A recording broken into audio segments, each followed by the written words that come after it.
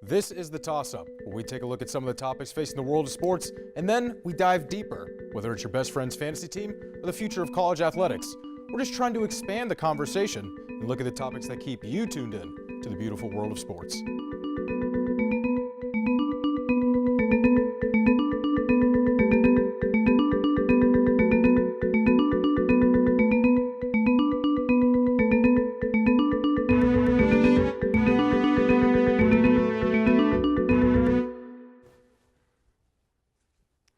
Well, a new college basketball season is upon us, which means it's time to preview the upcoming year for the Indiana Hoosiers. Now, this season's going to have a different feeling as we approach the season opener because, I don't want to spoil anything for all you Hoosier fans, Indiana has a new, young, defensive-minded, mean-mugged, fearless leader in Archie Miller.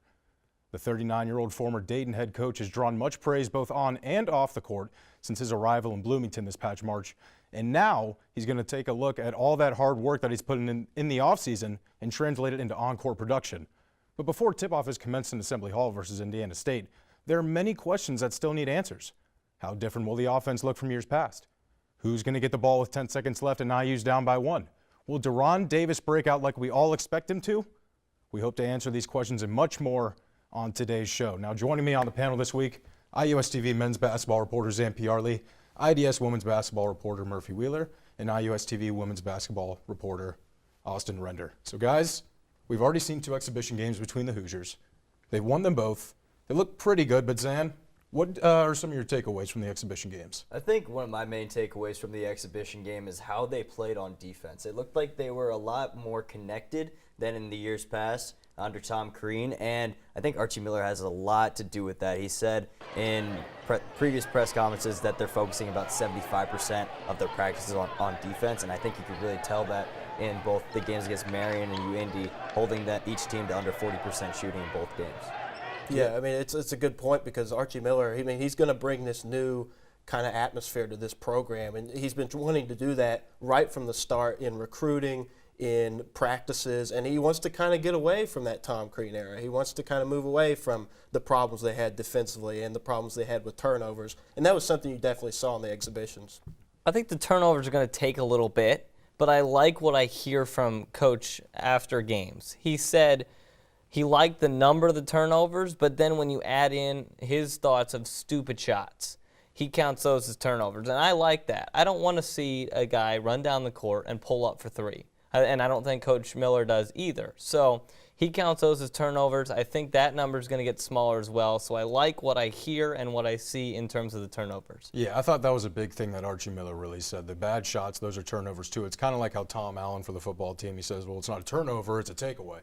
Like this, if you take a bad shot, that's a turnover too. So it's kind of the same concepts that they have. But let's talk a little bit about the starting lineup because they had Josh Newkirk and Devontae Green both in the starting lineup. And they're both kind of point guards, I guess, in a way. Robert Johnson was out there, too, with a 3-guard lineup. Do you think that it's going to stick with a 3-guard lineup, Murphy, or do you think that they're going to try to go a little bit bigger? They could stick with this 3-guard lineup with Green and Johnson and Newkirk. And, you look at past IU teams, maybe at that 2012-13 team that started Victor Oladipo, Jordan Holes, and Yogi Ferrell together. I think this team's a little bit different from that just because defensively I don't see any of these guards on this team being able to guard those bigger small forwards, those bigger, stronger players like Oladipo was because he was so athletic and, he was just a very good defender in general. So if they don't think a guy like Green or Johnson could be that Oladipo-type defender for them, I could see Colin Hartman coming back into the starting lineup and taking that position. Yeah, it's an interesting situation because Colin Hartman, obviously they want to ease him into the season, so I wouldn't expect him to start yet, but it's interesting because we're in a time in college basketball where it's more run and gun, it's more athletic, and you want that stretch 3 guy. And Colin at times has had to play the 5 for Indiana. So he's a versatile player. He can play anywhere from the 3 to the 5. But it'll be interesting to see if he wants to keep pace with athletic teams or when you play like a Purdue when they're going to be bigger inside with an Isaac Haas down there and Vince Edwards if they go with three forwards. I think at the beginning they will stay with this 3-guard lineup. Archie Miller said that he likes whenever his teams are smaller and play faster because you can do more things on offense. But like you said, whenever they play bigger teams, stronger teams, what are they going to do? I think initially having Colin Hartman come off the bench is going to be good, especially easing him back in after missing all of last season. but at some point they are going to have to kind of fill a role in that front court because you have Deron Davis, Juwan Morgan, Colin Hartman. After that, it's really a bunch of question marks because you have Justin Smith, Clifton Moore, 2 freshmen that could be very good, but it's going to take them a little bit to get seasoned into the college game. And then Freddie McSwain, we saw him play the 5 a lot in the exhibition game. He looked really good there, but at the same time, it's against UIndy, a D2 team. How is he going to stack up whenever they play good D1 teams and good Big Ten teams? I was going to say that too, like the depth in the guards. There's more depth in the guards, Right. so you can afford to start 3 of them. Exactly. Whereas when you're starting 3 forwards, like you said, all of a sudden you're very slim if any of them get in foul trouble. So I read an article today that kind of compared Colin Hartman's situation to one of like a Will Sheehy, coming off the bench and being that 6th man. And I think that could be a role that he really relishes in. Yeah, and, it helps that Green has played really well in these exhibition games, especially offensively. He's so good at using the baseline to get open. If he's on the wing or in the corner, he's able to go underneath, pull his defender off of him, and usually they might double down on whoever is in the post. He'll go to the opposite corner or wing, and then Juwan Morgan and Deron Davis have both been really good at finding the open shooters out of the post and passing to them and getting them open. And Green's kind of realized that, and he's gotten good shots from it so far. Yeah, it's another thing Archie Miller said he wanted to work on. He said that they need to focus on getting into the post first and then kicking out, working inside, then going out. I think when you have 2 guys like Juwan Morgan and Deron Davis who are good at passing the ball with big men, you don't really see a whole lot. I think that it helps in that type of deal. But Murphy, what you said earlier about back to that 2012-2013 team with Victor Oladipo guarding some of the bigger men, I think Devontae Green is a guy who defensively is really skilled, but whenever he goes up against a 6'5", 6'6" wing, I'm not sure if he's going to be able to lock him down as much as maybe putting Colin Hartman on him.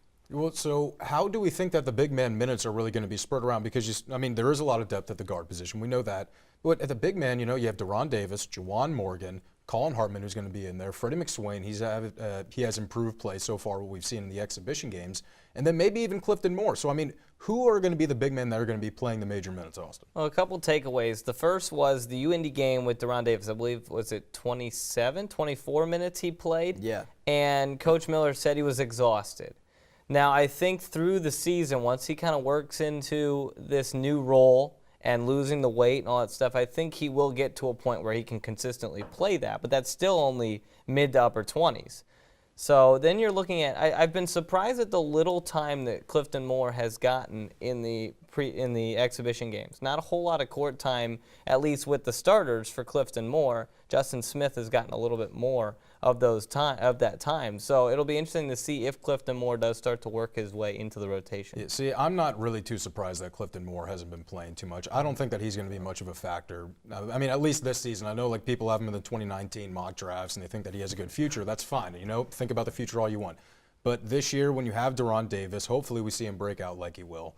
Then you have Juwan Morgan, who's just an all-around kind of player. I just don't see where Clifton Moore really fits into the rotation. Yeah, it's going to be tough for Clifton Moore to crack the rotation, especially as a freshman. He has to get used to the college game first. And it happens with everybody at every level. Once you're coming from high school to college, the game seems a lot faster. And it takes a little bit to slow it down. It happened with Freddie McSwain last year. He said at the beginning of the year, coming from community college, that the Big Ten basketball, it felt faster. And then towards the end of the year, he felt more comfortable. Game slowed down a little bit. If anything, a freshman that's going to be working at the 4 spot is going to be Justin Smith. I think he's the most suitable for that. He was Indiana's highest recruit coming in from this class. So, if you're going to see a freshman step up and kind of get some minutes, I think it's going to be Justin Smith. Well, yeah, let's stay on the topic of freshmen then, because you bring up Justin Smith, talk about Clifton Moore. We haven't talked about Al Durham yet, though, and we saw him play in that UIndy game, and he showed a lot of explosion. So out of those 3, which do you think is going to be the most impactful freshman this year, Murphy?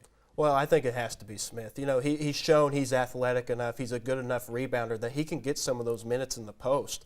And, even though he's only 6'7", and he's shown some problems with turnovers in these exhibitions so far, he definitely shows that he's a little bit more ready for this game than the rest of them. And, Al Durham, we haven't seen a whole lot from him just because of some injury problems of his own, and probably due to some precautionary reasons why they've kept him out a little bit. But, he's going to be caught back in that guard depth. They've got a lot of guards, Johnson, Newkirk, Green, Curtis Jones. He's just going to have to fight for minutes, and it may not be there for him. I think the biggest freshman impact is going to be actually Al Durham. Archie Miller likes his game a lot. He's talked up Al Durham so much. He loves him defensively. He says that he's a great passer. He's a great shooter. He has had nothing but praise for this freshman coming in. He's got a great basketball IQ. And I know I watched him play at the Kentucky Derby Festival when he was a senior in a high school last year, and he really impressed me with some of the passes he was able to make. I think the biggest thing for him is just getting healthy. And he's had a little bit of a hamstring injury, but I think once he's able to get in and be healthy, I think there's no reason that we shouldn't see Al Durham playing 12 to 15 minutes a game. And even though there's the guard spot for Indiana is really cluttered right now, I think he finds a way to get some playing time. If he can prove he can score, then Indiana needs that. This is a team that, I know you mentioned it in your monologue, Griffin, that who's going to score for this team when they need a bucket? And so that's still being determined. And also, along with the injury line, he's a guy that I think Coach Miller said that he's played, 10 of 30 practices so far this year. So he's still working his way into the lineup, into the college life, so to say. So I think once he starts to get more comfortable, we could see him burst onto the scene. Yeah, so I think we're all in agreement besides Murphy, who's the odd man out. It goes with Justin Smith. Because I think it's going to be Al Durham, too. You know, like you said, if he can score, then he's going to get in the rotation. And I think that he's one of the most explosive players that Archie Miller has on his team. He knows how to drive. He knows how to draw the foul. Plus, he's just a guy who has a lot of energy, too. When you see him on the bench, when you see him on the floor, his explosiveness is something that really brings out the energy in the rest of the team. And I think that's something that Archie Miller really wants to harp on this season, is trying to get the energy levels up, making sure that his team knows what they're about. I think that Al Durham could be an impactful 12 to 15 minutes. I think that's reasonable where it's going to put it at. But let's just talk about the season in a whole. Because, I mean, their first game, Indiana State, have a game against Howard after that. And then it's at Seton Hall. And Seton Hall's a ranked team, so they're starting off hot. Just what are the expectations for the team this year? Should we have any expectations? Do we know where they're going to finish in the Big Ten?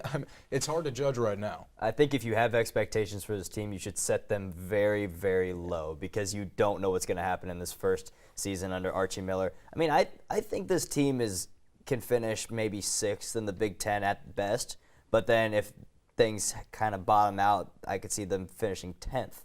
Now, anywhere in between there, I think if you finish 6th in the Big Ten with this team, that's a really good season, and you're looking at potentially an NCAA tournament bid.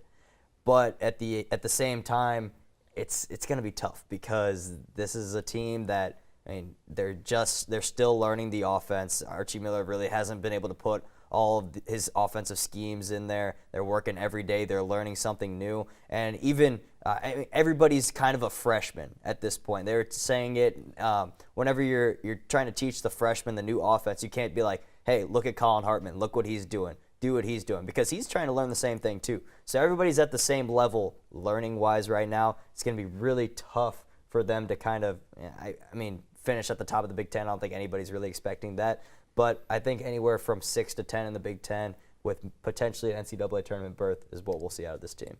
Yeah, I think it could be anywhere from maybe an 8 or 9 seed. I mean, that would be the best case scenario to maybe back in the NIT. Like you said, I think they're somewhere around 6, 7, 8 in the Big Ten right now. But I think they're a scary team for a lot of teams in the Big Ten. I think they're a team that could steal an upset from somebody in the conference schedule or the non-conference schedule. I think they're going to be defensively resilient. They're going to be, they're going to play hard every game just because that's what Archie Miller is going to get out of his players.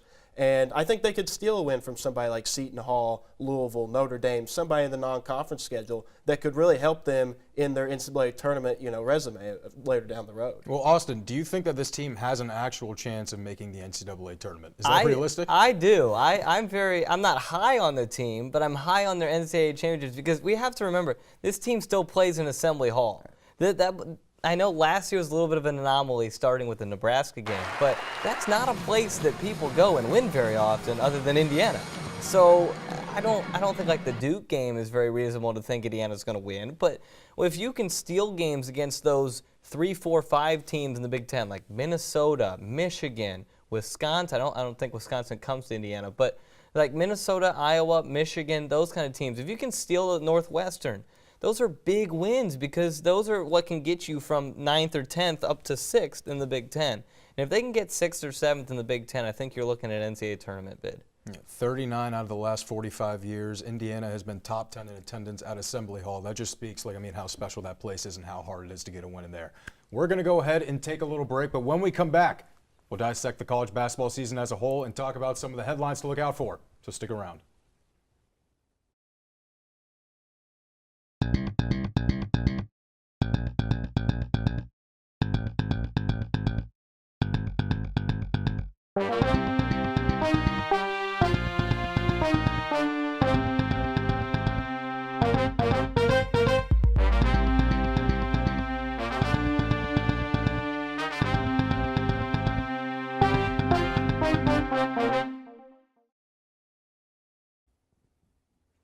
Welcome back to the toss-up, and it's a new season, but there's some familiar faces that sit atop the preseason basketball polls.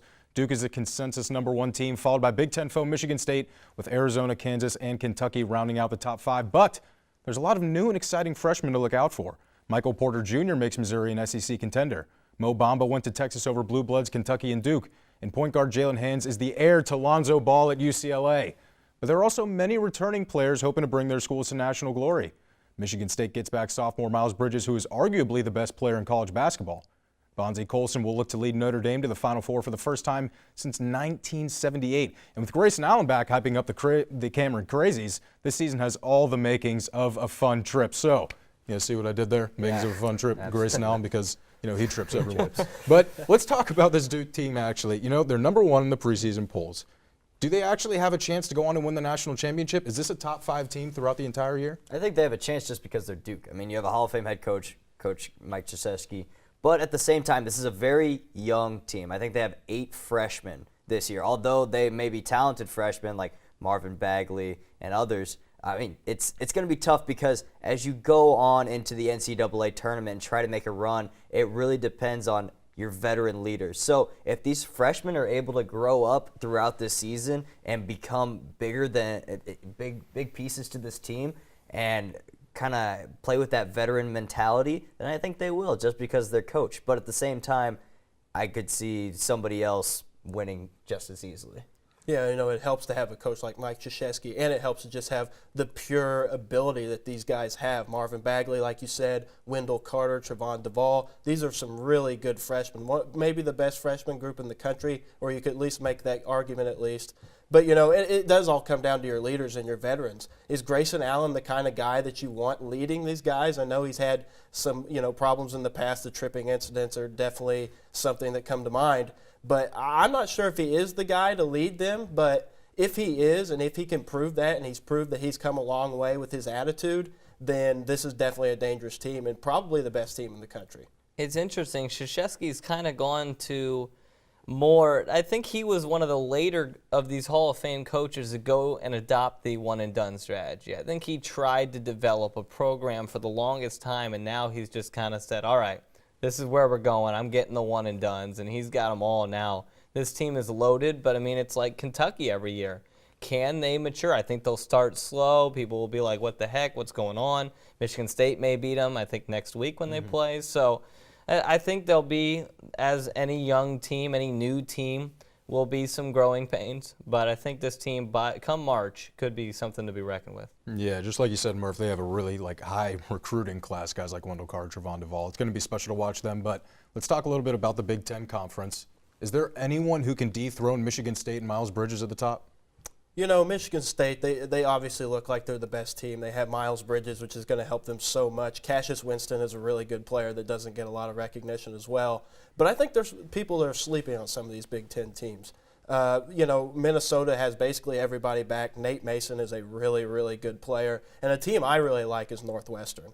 It's crazy to say that Northwestern could be a favorite in the Big Ten this year, but, they have a really underrated point guard in Bryant McIntosh, and they have a lot of really good players around him, guys like Vic Law, Scotty Lindsey, Derek Parton, and Chris Collins has just proven that he is a really good coach in kind of the form of Mike Krzyzewski. So Northwestern, I think, is a team to watch out for. I think the issue with Northwestern and Minnesota is they're smaller teams, led by guards. Michigan State's a big team because you got Miles Bridges and is it Nick Ward down low? Yep. And he's a solid returning piece as well. So you almost have to look at somebody like a Purdue. Isaac Haas is starting to develop. Vince Edwards can play almost every position on the floor.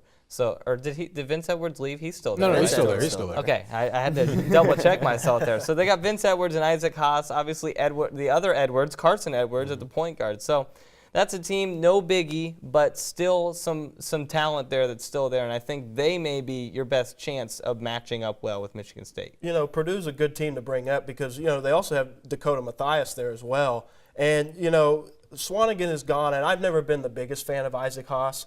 But if he is your fourth or fifth best option offensively, that's pretty good. You know, that's a pretty good situation to be in. So they're very deep and they're very experienced. So Purdue's going to be scary as well. I think looking at the Big Ten, Michigan State is beyond the favorite right now. And I think last year they had really high expectations, but they had a really young team. Miles Bridges, Cassius Winston, Nick Ward, all these guys were freshmen, and they struggled early on, and they never really got back to being Michigan State and under Tom Izzo.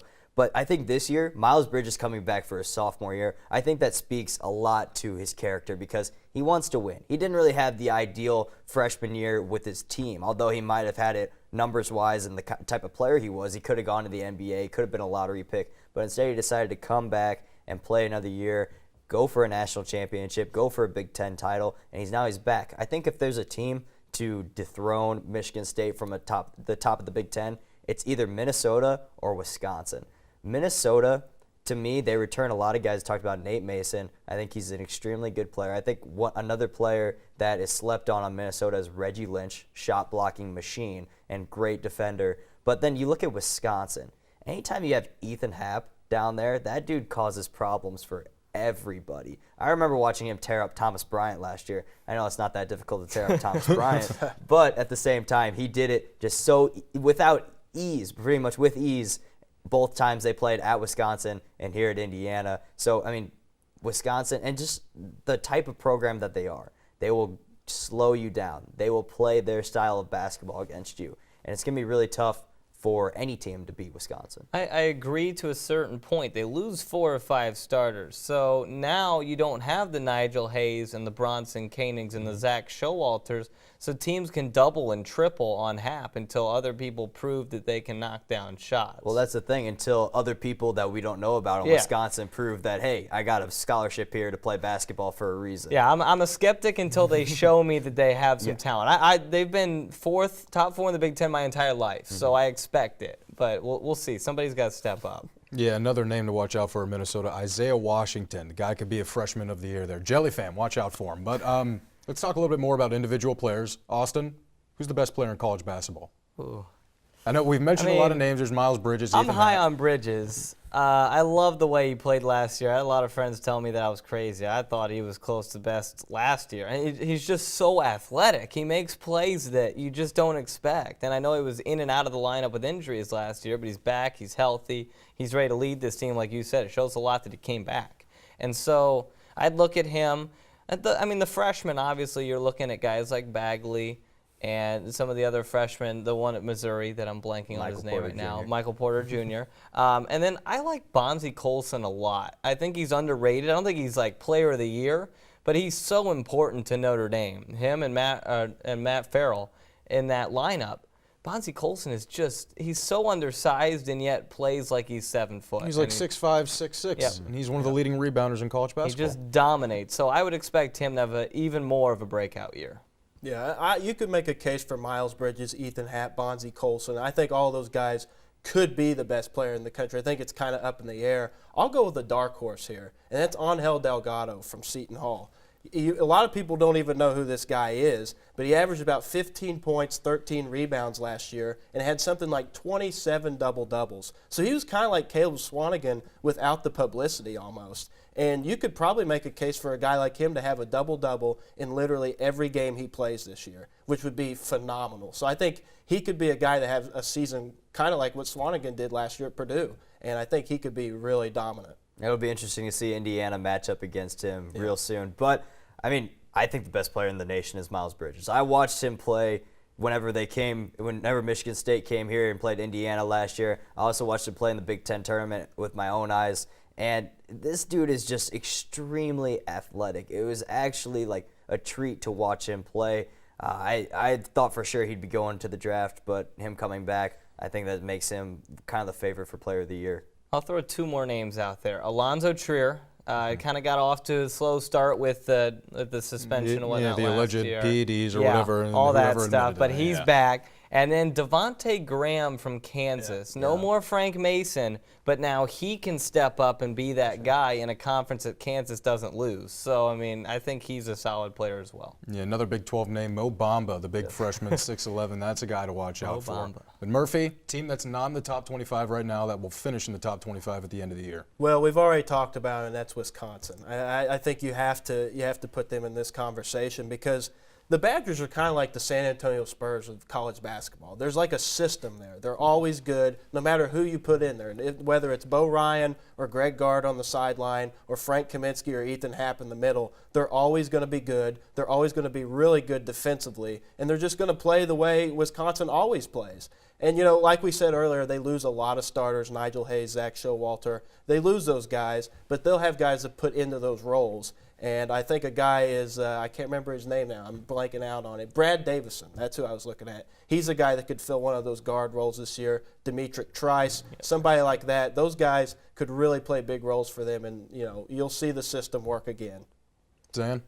I was going to say Wisconsin as well, but I'll stay in the Big Ten. I'll go Michigan. Oh. Yeah. Michigan is a team, I mean, you have John Beilein as your coach. I think they proved last year about how good of a coach team that this was. They didn't really have any expectations going into last year. They played really good in the Big Ten season, and then what do? They won the Big Ten tournament. They went on and made noise in the NCAA tournament. And they knocked off Louisville in the second round. And this is a team, I think anytime you have John Beilein as your head coach, you have a pretty good chance at being a ranked team. Another Mo Wagner over there in Ann Arbor. That was going to be one of my teams. I'll say another one, though, Alabama. Sure. A team that's kind of flying under the radar. The past couple of years, they've really started to build a good program out there. So look for Alabama to make some noise. I know they've got some suspensions going on right now and some allegations and some injuries, but Colin Sexton, he's a guy that could really step up for Alabama. I could see Alabama kind of being like the South Carolina this year, a team that goes under the radar. They're in the SEC also, and they can make some noise in the NCAA tournament. It's not hard to rack up wins in the SEC right now, so maybe they can try and be that third best team behind Kentucky and Florida. Yeah, Alabama just needs to make sure that Colin Sexton's going to be eligible at the beginning of the year because I guess he's in that whole FBI probe and he's involved in that some way. I'm going to go to the Big 12. TCU. A team, they got some votes. They got some votes in the top 25 polls. Not quite there, but a name to watch out for. Vladimir Brodzianski. Try saying that 5 times fast. You just like his name. I love the name, too, but he's a big man, 6'11". He can play inside. His per 40-minute averages last year, a little over 23 points, 9 rebounds, 62% true shooting percentage, too. So he can move outside and shoot the three. Could challenge Devontae Graham or Mo Bamba for Player of the Year. And Jamie Dixon's a good coach, too. Yeah. So, I mean, he knows what he's doing. They could be the South Carolina of this year. Could be them, Alabama. Anyone could be the South Carolina. That was a great story last year. Final thoughts, Zan? Anything? I'm just excited to see what Archie Miller can bring to this Indiana program. I think Indiana fans are expecting a lot out of him in the long run. As we've seen already, has a great recruiting class coming in for next year. I think that should be one thing that Indiana fans should be excited about. But another thing is that if they start to lose this season, Indiana fans should not be freaking out because this is a long-term plan. They're not supposed to be good this year. They're supposed to be good next year and the year after. So I think if Indiana doesn't have the type of season that Indiana fans necessarily want, don't go crazy. Don't go crazy on Twitter. Don't start calling for Archie Miller's head because this is a long-term plan. You got to remember that. Yeah, you already know that there's probably going to be the fans out there Oh, calling there for is. Archie's There job. always is. Murphy, anything? Well, I agree with everything Zan said. I mean, don't expect too much from this team, but if they want to go above and beyond what a lot of people are expecting, they're going to need some of these guys like Jawan Morgan, Robert Johnson, Josh Newkirk to take bigger roles offensively and defensively. If they want to do something special this year, special for this team would be making the tournament as a 8 or 9 seed. I think they're going to have to take huge steps, development-wise, and become much better players, especially Jawan Morgan offensively. He's got to take a much bigger role. From what I see, this would be a scary 8 or 9 matchup with that 1 seed. I think this is a team that can run around with you. But I think I'd reiterate everything you guys said. If this is an NIT team, that's fine. Don't jump off the ship because they didn't make the tournament. If this is a 9th or 10th place team in the Big Ten, it's okay because this team has a promising future. And I'll reiterate what I say all the time when I'm asked about IU basketball. This team will go as Josh Newkirk goes. I think that guy is so important to this team. Are we going to get first half of the season Josh Newkirk from last year or second half post Penn State? He was phenomenal towards the end of the year, and now he can step up. Second year in the program, more of a leader. I think this team goes as he goes. That's a bold prediction. This team goes where Josh Newkirk takes it. I like it. I like bold like that, I though. don't know if I would trust in that too much. But I think we're all in consensus with that. You know, it's going to be a slow start, and you know that's what it might be, and that's what it is going to be. You just have to be patient with the team because eventually it's all going to come together. They're going to make mistakes early on in these games. They're going to turn the ball over. They might not make their shots, and they might collapse on defense, but that's fine because I'd rather see them make these mistakes early on so they can fix it going throughout the season, and also they're building for the future. It's not all about this year. We don't know what to expect out of the team, so just relax. Relax. That does it for the show this week. Be sure to continue the discussion on our Twitter page at IUSTV Sports and on Facebook at IUSTV Sports. You can always give any suggestions for the show and ask any questions you might have. Toss it up. Find out if we'll catch it. And we'll see you next Sunday.